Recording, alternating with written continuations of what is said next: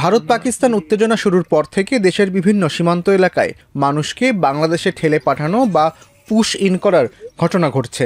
ভারতীয় সীমান্তরক্ষী বাহিনী সুযোগ পেলেই পুশ ইন করছে। এ অবস্থায় ময়মনসিংহ সীমান্ত এলাকায় সদস্য বাড়িয়ে বিজিবির টহল বৃদ্ধির পাশাপাশি স্থানীয় বাসিন্দারাও সতর্ক অবস্থানে রয়েছেন। ময়মনসিংহের হালুয়াঘাটের গোবরাকুড়া বিজিবি ক্যাম্পের ৬ জন সদস্য নীল পতাকা হাতে নিয়ে সীমান্ত এলাকায় টহল দিতে দেখা যায়। এই স্থানের বিপরীতে ভারতের মেঘালয় রাজ্যের তোরা জেলার গাছুয়াপাড়া বিএসএফ ক্যাম্প রয়েছে।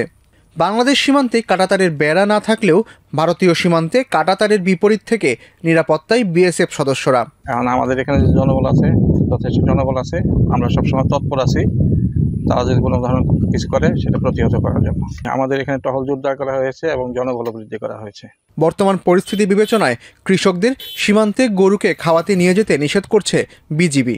বিডিআরে মাইকিং করে দিছে, এই পর্যন্ত আমরা বর্ডারে যাই না।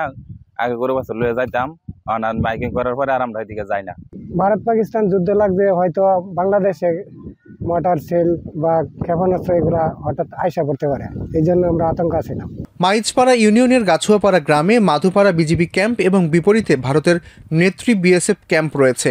সেখানে পাহাড়ের নিচ দিয়ে ভারতীয় যানবাহন চলাচল করছে। সীমান্ত এলাকায় কড়া নজরদারির পাশাপাশি আমরা আমাদের টহল সংখ্যা বহুগুণে বাড়িয়ে দিয়েছি এবং নিশ্চিত নিরাপত্তা হিসেবে নজরদারিটা বাড়ানো হয়েছে অত্যন্ত কঠোরভাবে, খুব সূক্ষ্মভাবে আমরা নজরদারি করে যাচ্ছি। এদিকে কুমিল্লা আদর্শ সদর উপজেলার গাজীপুরে বাংলাদেশ ভারত সীমান্তে দেখা গেছে একই চিত্র। সীমান্ত ঘেঁষে বিজিবির টহল জোরদার করা হয়েছে। একটু পরপরই বিজিবি সদস্যরা টহল দিচ্ছেন। শুধু ওই এলাকায় নয়, কুমিল্লা জেলার অন্যান্য স্থানে সীমান্ত এলাকাগুলোতেও বর্তমানে সতর্ক অবস্থায় রয়েছে বিজিবি।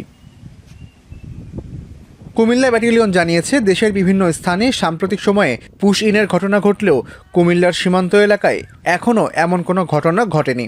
এরপরও সীমান্তে উত্তেজনা রোধ এবং অবৈধ অনুপ্রবেশ ঠেকাতে শুরু থেকেই সতর্ক রয়েছে বিজিবির সদস্যরা।